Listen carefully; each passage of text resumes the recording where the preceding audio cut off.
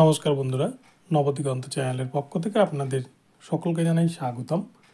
তো বন্ধুরা, এই মুহূর্তে আমি আপনাদেরকে আবারও একটি গুরুত্বপূর্ণ আপডেট শেয়ার করতে চলেছি। 2022 প্রাইমারি টেট পাসরা যে আন্দোলন করছেন 4 দিন ব্যাপী কলকাতা শহরে, সেই 2022 টেট পাসদের জন্য নতুন নোটিফিকেশান কবে প্রকাশিত হতে চলেছে, এই নিয়ে গুরুত্বপূর্ণ আপডেট এখন আমি আপনাদের সাথে শেয়ার করতে চলেছি। তো আপনারা সম্পূর্ণ ভিডিওটি স্কিপ না করে প্রথম থেকে শেষ পর্যন্ত দেখতে থাকুন। এই ভিডিওর মাধ্যমে আপনারা অনেক ইনফরমেশন পেয়ে যাবেন।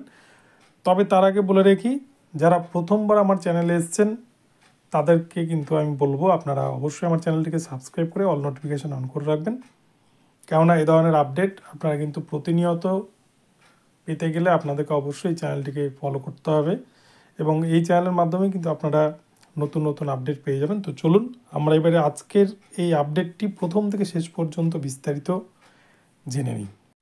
বন্ধুরা, আপনারা দেখছেন যে গত 31 তারিখে প্রাইমারির রেজাল্ট বের হওয়ার পর থেকেই কিন্তু আমরা দেখছি কলকাতা শহরে কিন্তু হিউজ পরিমাণ ক্যান্ডিডেট যারা 2022 প্রাইমারি টেট পাস করে আছে, তারা নতুন নোটিফিকেশনের দাবিতে তারা কিন্তু আন্দোলন চালিয়ে যাচ্ছে। কন্টিনিউ 4 দিন তারা আন্দোলন চালাবেন, এরকম খোলা বার্তা দিয়েছেন পর্ষদ সভাপতিকে, এবং এর মধ্যেও কাজ না হলে তারা আমরণ ধর্ণা করবেন, এমনটাই কিন্তু জানিয়েছেন তাদের মঞ্চ থেকে।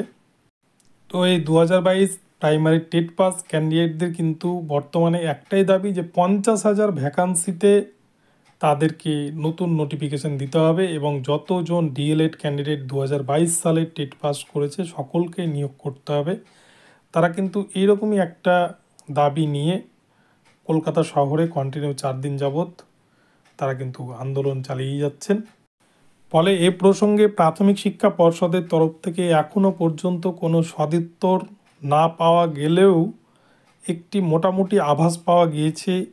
এই যে 8,951 জনের যে প্যানেল তৈরি করেছে প্রাথমিক শিক্ষা পর্ষদ, অর্থাৎ 9,533 জনের যে প্যানেল বেরিয়েছে 5% অ্যাডিশনাল সহ, যেটা মূলত 2012, 2014 এবং 2017 প্রাইমারি টেট উত্তীর্ণ ডিএলএড ক্যান্ডিডেটদেরকে নিয়ে যে প্যানেল বের করা হয়েছে, এই নিয়োগ প্রক্রিয়া সম্পূর্ণরূপে কিন্তু কমপ্লিট না হওয়া অবধি কোনো রকম নতুন নোটিফিকেশান আসবে না বলেই কিন্তু পর্ষদ সূত্রে খবর পাওয়া যাচ্ছে।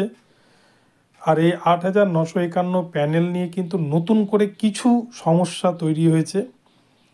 সমস্যা বলতে গেলে আপনারা দেখেছেন বিচারপতি রাজাশেখর মান্থা 11 জন ডিএলএড ক্যান্ডিডেটকে, যাদের কিন্তু বিএড ডিগ্রি ডিএলএড ডিগ্রি দুটোই ছিল, এবং তারা বিএড দিয়ে অ্যাপ্লাই করেছিলেন এই ইন্টারভিউ প্রসেসে 2022 রিক্রুটমেন্ট প্রসেসে, কিন্তু যেহেতু বিএডদেরকে সুপ্রিম কোর্টের নির্দেশ মতো প্রাথমিক শিক্ষা পর্ষদ বাদ দিয়ে দিয়েছে, তাই তারা এই রিক্রুটমেন্ট প্রক্রিয়া থেকে বাদ পড়ে যায়। তাই তারা নতুন করে মামলায় মাধ্যমে দ্বারস্থ হন কলকাতা হাইকোর্টে বিচারপতি রাজাশেখর মান্থার এজলাসে, এবং তার পরের দিনই কিন্তু এমার্জেন্সি বেসিসে এই মামলার শুনানি হয়, এবং রাজাশেখর মান্থা নির্দেশ দেন যে তাদেরকে ডিএলএড আপডেটের সুযোগ দিতে হবে, এবং যদি প্যানেলের লাস্ট মেরিট অবধি তারা যেতে পারে বা র্যাঙ্ক করতে পারে তাহলে কিন্তু তারা মেরিট লিস্টে জায়গা পাবে। তো নতুন কেউ জায়গা পেলে সেখান থেকে প্যানেল থেকে কিন্তু হয়তো কেউ আবার বেরোবে, তাকে বের করতে হবে। পর্ষদ কিন্তু ভ্যাকান্সি বাড়াবে না, এই ভ্যাকান্সিতে নিয়োগ করবে, এবং সেখান থেকে যদি এই 11 জনের মধ্যে 5 জনও নতুন হিসাবে পায় বা র্যাঙ্কে চলে আসতে পারে, তাহলে কিন্তু ওই প্যানেল থেকে 5 জনের বাদ যাবে। এই আশঙ্কা করেই কিন্তু ডিভিশন বেঞ্চে দ্বারস্থ হতে চলেছে এই 9,533 প্যানেলের অধিকাংশ চাকরি প্রার্থী। এবং প্রাথমিক শিক্ষা পর্ষদ এখনও পর্যন্ত এ বিষয়ে কিছু জানায়নি, তবে ক্যান্ডিডেটরা ডিভিশনে যাচ্ছে, এটা শোনা যাচ্ছে যে যাতে কোনো রকমের এই প্যানেলে আর কোনো কাটছাট না হয়, বা যাতে কোনো ক্যান্ডিডেট তাদের ট্রেনিং আপডেট না করতে পারে। এক কথায় বলতে গেলে বিচারপতি রাজাশেখর মান্থার যে নির্দেশ, সেই নির্দেশকে চ্যালেঞ্জ করেই কিন্তু চাকরি প্রার্থীরা ডিভিশন বেঞ্চে দ্বারস্থ হতে চলেছেন। এবং এমনটাও শোনা যাচ্ছে যদি ডিভিশন বেঞ্চেও বিচারপতি রাজাশেখর মান্থার রায় বহাল থাকে, তাহলে কিন্তু এই 9,533 প্যানেলের চাকরি প্রার্থীরা তারা সুপ্রিম কোর্টে পর্যন্ত যাওয়ার হুঁশিয়ারি দিয়েছেন। এই প্যানেলকে তারা বাঁচানোর জন্য আমরণ চেষ্টা করবেন এবং এই প্যানেলে যাতে কোনো রকমের কোনো কাটছাট না হয় সেই ব্যবস্থা তারা করবেন বলে কিন্তু এমনটাই জানা যাচ্ছে।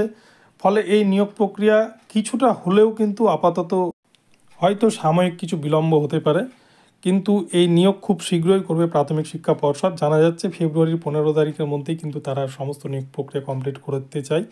শুধুমাত্র ডিভিশন বেঞ্চের রায়টা কী হয় এটা দেখার অপেক্ষা।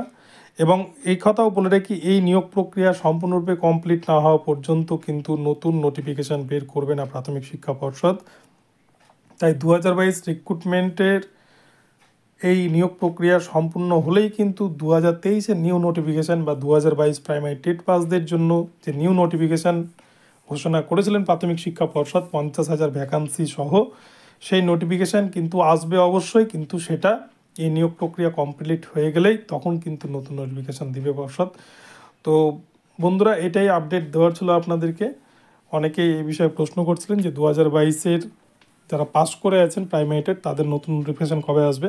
তো আপনাদেরকে জানালাম। তো ভিডিওটি কেমন লাগলো আপনারা অবশ্যই কমেন্ট বক্সে আমাকে জানাবেন। আর প্রতিনিয়ত এই ধরনের নতুন নতুন আপডেট পেতে আপনারা অবশ্যই কিন্তু আমার চ্যানেলটিকে ফলো করবেন এবং চ্যানেলটিকে অবশ্যই সাবস্ক্রাইব করে দেবেন। ধন্যবাদ। পরবর্তী আপডেট নিয়ে আবার আসবো আপনাদের জন্য। পরবর্তী ভিডিওতে দেখা হচ্ছে।